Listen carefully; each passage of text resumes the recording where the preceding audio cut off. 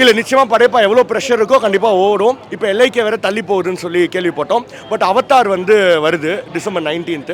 அதுக்கப்புறம் வந்து கிறிஸ்மஸுக்கு சில மூவிஸ் இருக்குது. அண்ட் பொங்கல் சொல்லவே தேவையில்லை, உலகமே காத்திருக்கு. ஜனநாயகன் வருது.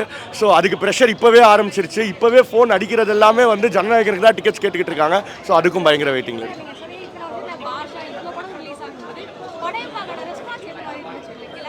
எல்லாத்துக்குமே இருக்க ரெஸ்பான்ஸ், பட் இது அதோட ஒரு ஸ்டெப் அதிகமாக இருக்குது. அவ்வளோ ஃபோன் கால்ஸ், விஐபி அத்தனை செலிபிரிட்டிஸ் படம் பார்த்துக்கிட்டு இருக்காங்க.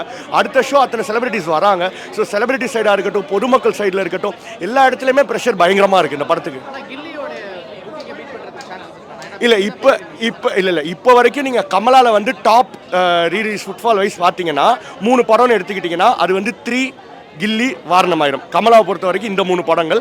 பட் படைப்பு வந்து இப்போ தான் வந்திருக்கு. 3 வந்து 3 எல்லாம் வந்து ஒரு 50 நாள் ஓட்டிட்டோம். வாரணமாயிரம் 75 days ஓடிடுச்சு. கில்லி 50 நாள் ஓடிடுச்சு. ஸோ இதுவும் இன்னும் எத்தனை நாள் ஓடுதுன்னு பார்த்து தான் அது பீட் ஆகுமா இல்லையா நம்மளுக்கு சொல்ல முடியும்.